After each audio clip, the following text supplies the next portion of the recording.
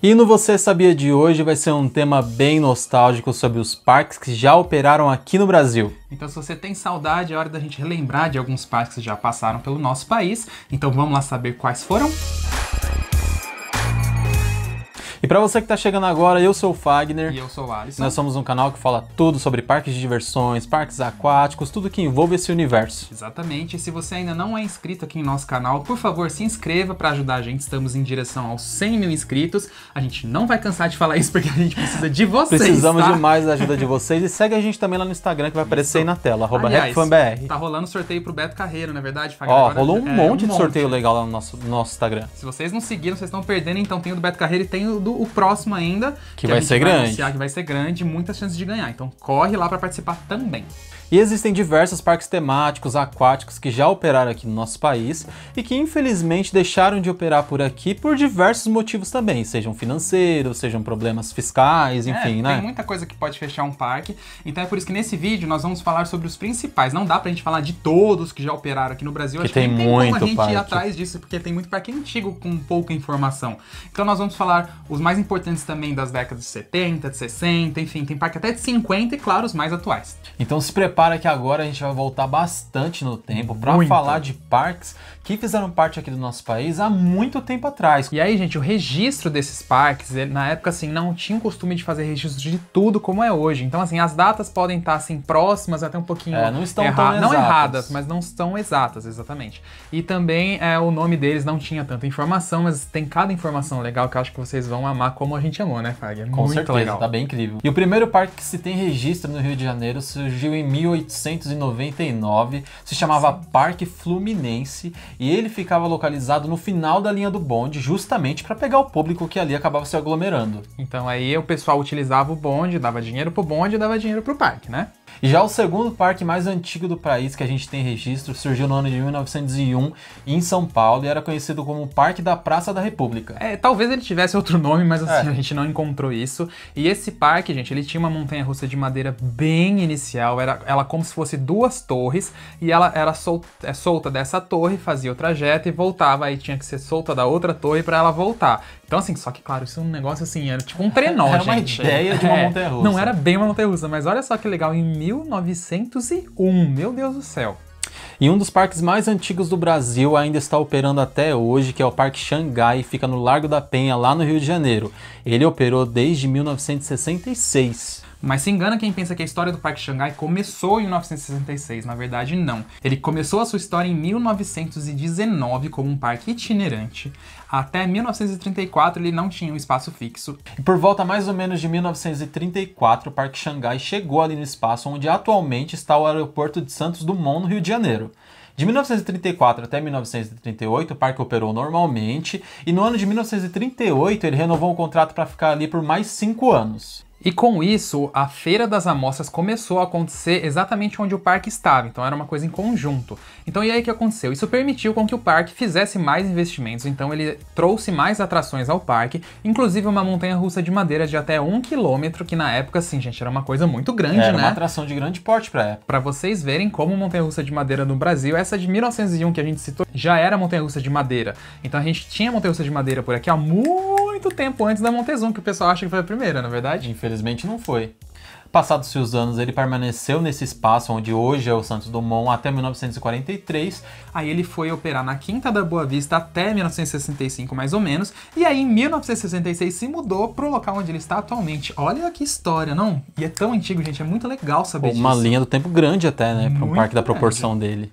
Agora, indo para São Paulo, surgiu também o Parque Xangai mais ou menos na década de 40. Esse parque fez bastante sucesso por aqui e ele durou mais ou menos uns 30 anos, né? Sim, foi 30 anos de sucesso. Ele tinha as atrações clássicas, ele tinha 2 rodas gigantes e a maior atração do parque era exatamente uma montanha-russa de madeira igualzinha que tinha no Rio de Janeiro. E provavelmente eles compraram os dois modelos juntos. Exato, aí vieram as duas, cada um pro seu parque, fez muito sucesso. Tem várias fotos aí que vocês estão vendo na imagem, então assim, era um parque legal, tava bem cheio. Gente, parque que dura 30 anos é um sucesso. Não é qualquer parque. O Play Center durou 39, então olha só pra vocês verem. Mas infelizmente a história do Xangai de São Paulo acabou no ano de 1968 e ele acabou encerrando suas atividades. Isso. E outro registro muito interessante, dessa vez lá no Rio de Janeiro, é o Parque da Uni. É um parque que não tem data exata de quando ele começou, mas tem data mais ou menos de quando ele encerrou suas atividades, que foi por volta da década de 50, né? Sim. E era um parque muito interessante porque eles tinham uma montanha-russa de madeira do estilo bobsled, que existe até hoje. Sim, montanha-russa bobsled existe de madeira e a de aço. As duas, na verdade, elas começam por um lift, né, comum, através de trilhos e corrente, mas o restante dela é como se fosse um tobogã, então não tem trilhos, é um trem normal, vai com deslizando, rolamentos. né? Ela vai deslizando, a gente já andou nesses modelos de fora, é uma montanha-russa bem legal. Só que pensar que a gente teve uma dessa aqui no Brasil na década de 50. Que promissor, né? O nosso e olha, protótipo. Nossa, e olha aí nas imagens como ela era grandona, como ela era bonita. E, ai, gente, meu Deus do céu, eu posso chorar agora? Por que ela não ficou lá no Rio, operando onde ela tá? Tô até caindo aqui, ó. A história inicial dos nossos parques também foi tão grandiosa quanto os anos de legal. ouro. E aí depois o parque da Uni veio a fechar e a montanha-russa, assim, não se tem registro, mas por ser de madeira, provavelmente ela foi demolida, descartada, mas muito legal saber disso, né? Muito. E agora a gente vai falar de um parque de São Paulo que era muito famoso na época, operou no bairro do Brooklyn, de 1960 até 1986. E ele era conhecido como o Parquinho do Brooklyn, se chamava Parque Imperial. Ele ficava no cruzamento entre a Avenida Santa Amaro com a Avenida Roberto Marinho. Que, obviamente, naquela época a Avenida Roberto Marinho nem existia.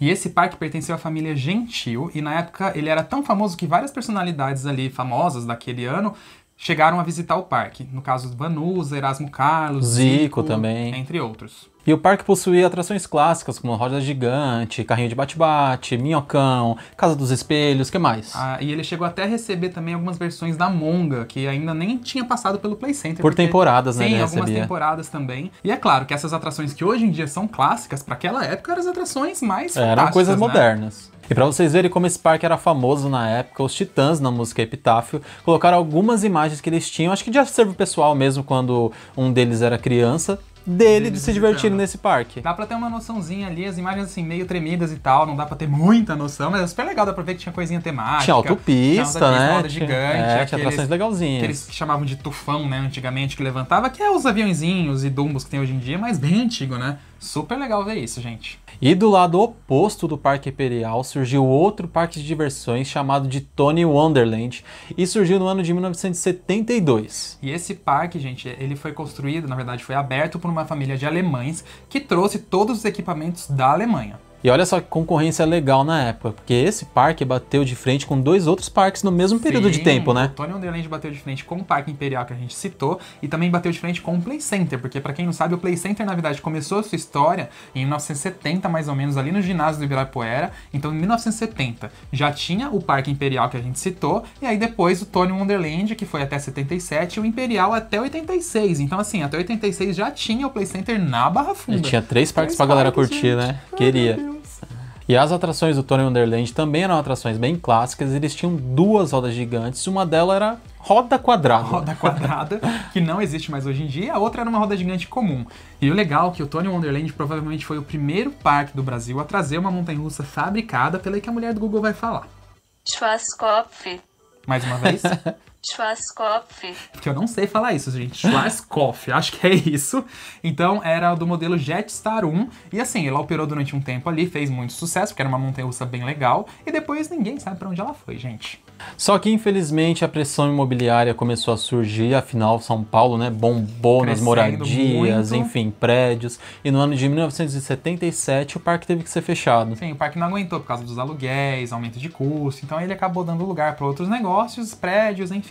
E agora vamos ao início dos anos de ouro dos parques de diversões do Brasil, que foi em 1973, que dois parques muito importantes surgiram. E o primeiro deles foi o Tivoli Park, que operou no Rio de Janeiro, ali na Lagoa Rodrigo de Freitas. E sim, hoje em dia, para as pessoas mais novas, nem sabem que existia um parque de diversões ali.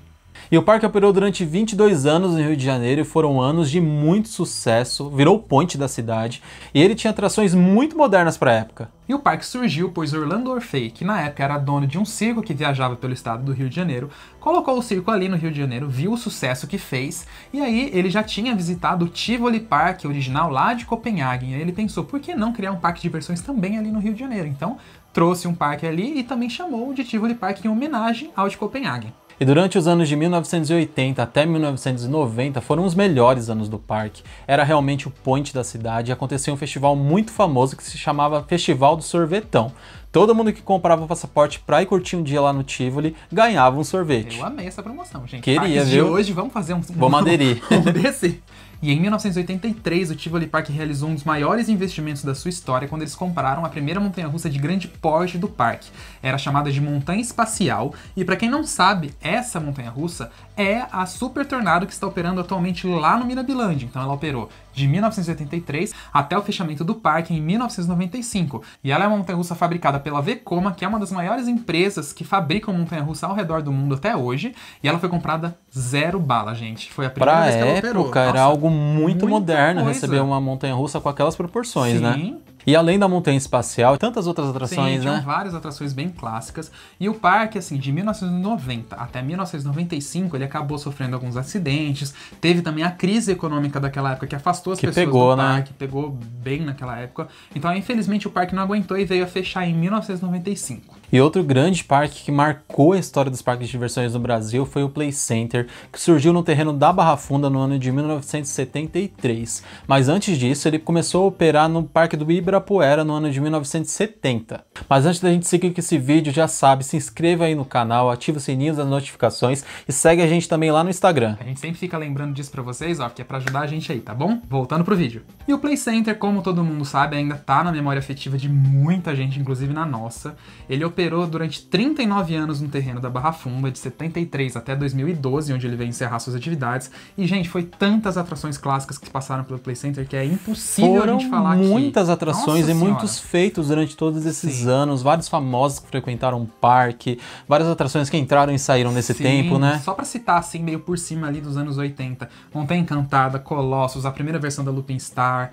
Teleférico. Enterprise, Montanha Encantada, Show dos Ursos, Show dos Golfinhos. Castelo dos Horrores. Castelo dos Horrores, enfim, tanta coisa, Show gente. com baleia. Show com baleia, tinha muita coisa. O Play Center realmente, assim... E ele sempre ia mudando ao longo dos anos.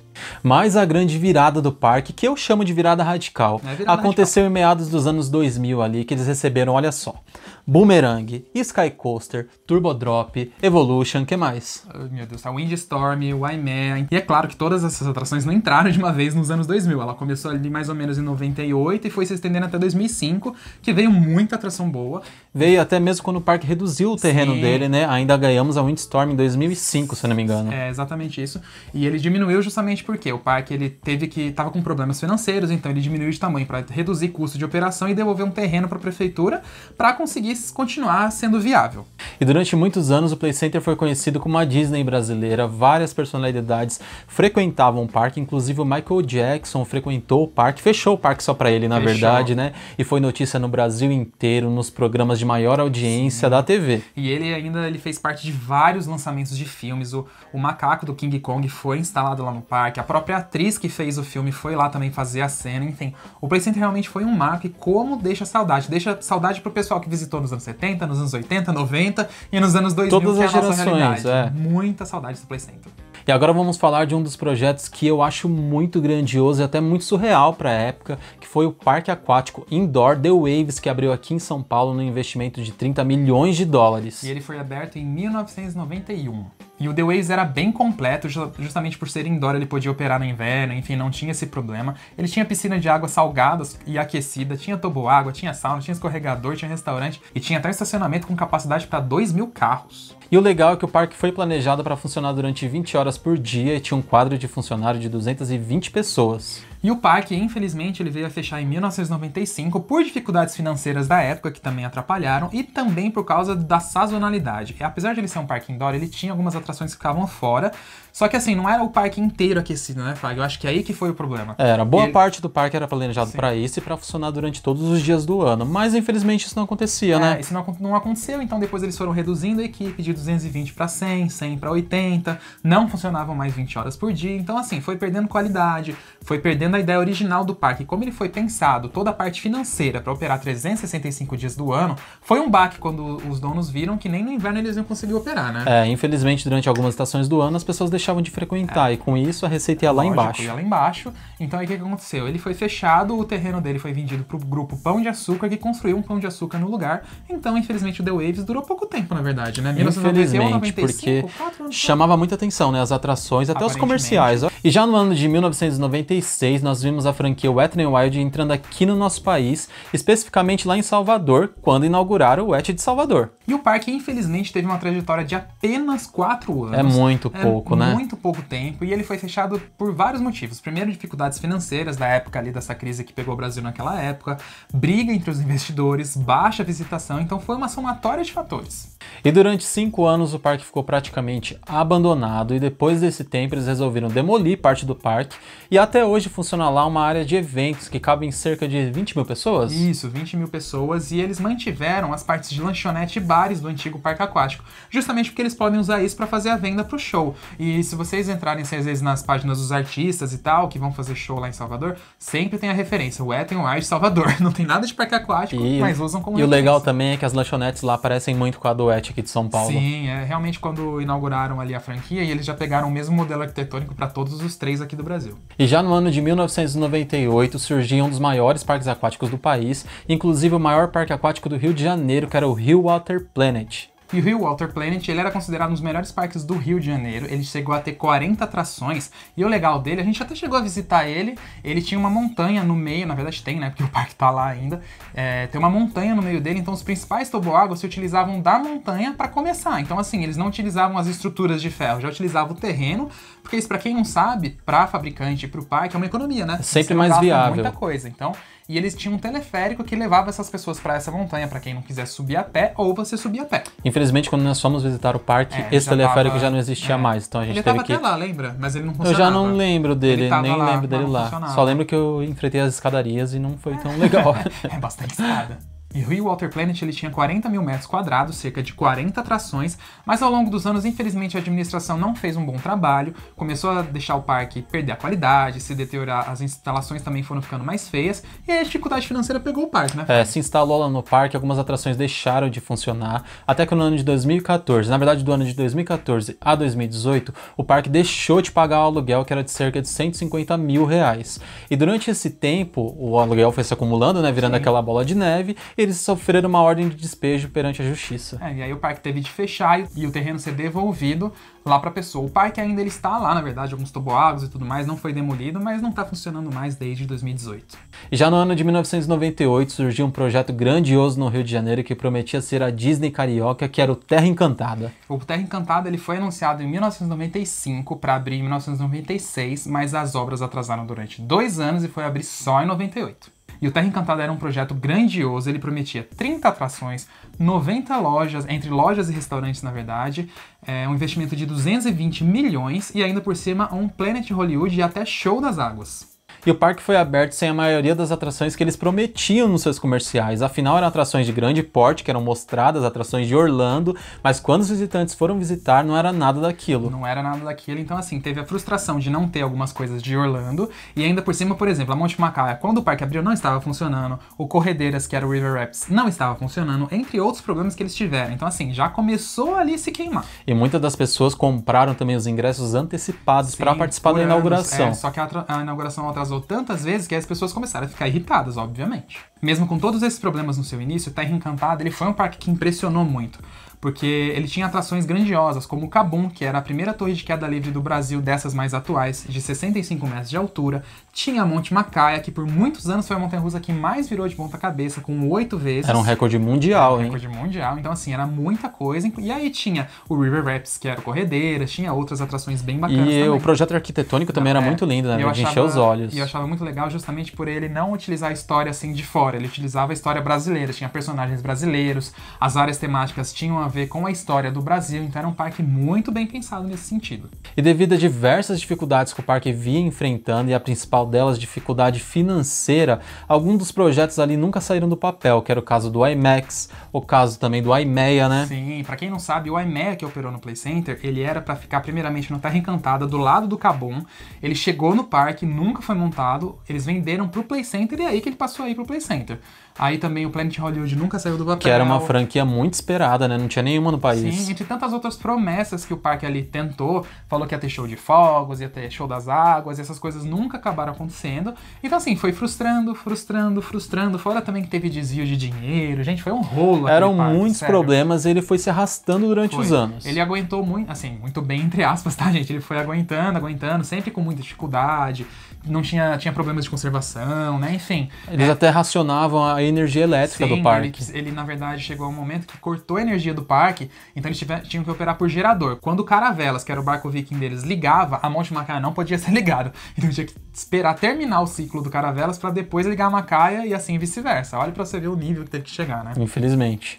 E o parque foi se arrastando, até que no ano de 2010, infelizmente, aconteceu um acidente na montanha-russa Monte Aurora, onde uma senhora acabou caindo do carro e falecendo. Aí, depois disso, gente, foi o golpe final ali do parque, então as autoridades fecharam o parque e a própria administração do parque nem tinha mais condições de conseguir ficar fazendo as coisas ali, Condição manter nenhuma. as atrações funcionando. E aí o parque ficou ali montado durante um bom tempo ainda, até que as atrações começaram a ser demolidas. E aí, hoje em dia, não tem mais Terra Encantada, não tem nada. E muitos de vocês perguntam, o que aconteceu com a Monte Macaia?Ela tá como Mirabilândia, lá em Olinda, que comprou ela e vai utilizar ela em algum futuro no parque novo. E é uma pena, né? Porque o Terra Encantada eu acho que era pra ser um parque que, se tivesse tido uma administração boa, um início bom, era pra estar até hoje, gente. O Rio de Janeiro é uma das cidades mais visitadas era um projeto do Brasil. do nível do Hopi Hari, por exemplo, Sim. entendeu? Eram 2 parques temáticos gigantescos, com padrão internacional. Sim. Inclusive, eu posso dizer assim, eu cheguei a visitar o parque, quando eu visitei, acho que era 2008, ele já tava bem mal das pernas, claro, mas ainda assim, você via ali na arquitetura do parque que, gente, era pra ser um parque tão bonito, era pra ser o parque mais bonito do Brasil, sem E a brincadeira. localização também era perfeita, Sim. né? Apesar do Rio de Janeiro, assim, ter sempre algumas dificuldades, é uma das cidades mais visitadas, então, assim, turisticamente falando, era pra ter dado muito certo. Era pra ter sido meio bem viável E mesmo. não é porque, tipo, fica na praia que não dá certo, né? Olha o Beto Carreiro, fica perto de praia e tá lá dando super certo, Beach Park, entre tantos outros. E já no ano de 1999, aproveitando esse boom dos parques no Rio de Janeiro, surgia também o Wet n Wild do Rio de Janeiro. Ele operou por cerca de 8 anos, mais ou menos, eu Mais acho, ou né? menos, a gente não conseguiu achar a data certa, viu, gente? Ele deve ter fechado entre 2005 ou 2007, alguma coisa assim. E aí, o que aconteceu? O problema do Wet n Wild do Rio de Janeiro é que ele prometia metade das atrações que o Rio Water Planet possuía, o Rio Water Planet era mais ou menos 40, o Wet 20, e cobrava o mesmo preço do Rio Water Planet. Então, o que aconteceu? O público foi pro Rio Water Planet. Infelizmente, o parque acabou decretando falência. Sim, aí não aguentou, teve problemas financeiros, enfim, e acabou sendo fechado. Então, o único Wet n Wild que aguentou aqui no Brasil quando estreou naquela época de 98, que foi o segundo Wet n Wild aqui do Brasil, foi o de São Paulo, que tá aí até hoje. Fazendo o maior sucesso. E esses foram os principais parques que operaram aqui no Brasil. Claro que existem vários outros, como o Parque do Gugu, o Parque da Xuxa, o Parque da Mônica do Chapéu Dourado. Tem também o Fantasy Place, teve também o Parque do Beto Carreiro aqui em São Paulo, que é a fazendinha do Beto Carreiro. Entre tantos outros, a gente não vai falar aqui também, porque ia ficar muita coisa. Vamos deixar para um vídeo futuro aí, se vocês quiserem, comentem aí nos comentários. Mas a gente quer saber qual que é o parque que pra você, que você fica, dessa lista aqui, claro, do vídeo, que você fica com mais saudade. Qual Comenta aí à vontade que a gente quer saber a sua opinião. O meu é o Terra Encantada e o Play Center. Não tem O o que meu é o falar. Play Center, não tem. Mas eu queria ter ido ao Terra Encantada, eu não fui com ele Era bom, funcionando. viu? Apesar dos pesares, era um parque muito legal. E lembrando que essa lista é só um resumo de alguns motivos que fecharam esses parques. A história da maioria deles é gigantesca, né? Não dá pra detalhar tudo aqui agora, foi só uma passada aí. Depois a gente faz outros vídeos explicando o fechamento dos principais aí. Tem histórias bem legais pra contar, né, Fábio? Tem, com certeza. E se você gostou desse vídeo, já sabe, curta, comente, compartilhe com seus amigos, joga lá no WhatsApp pra todo mundo assistir. Comenta das saudades desses parques aí que vocês têm. E eu quero que vocês comentem aqui com a gente também, tá bom? Compartilhe aí suas histórias se você já foi em algum desses parques. Então é isso, gente. Muito obrigado e até o próximo vídeo. Até a próxima, galera.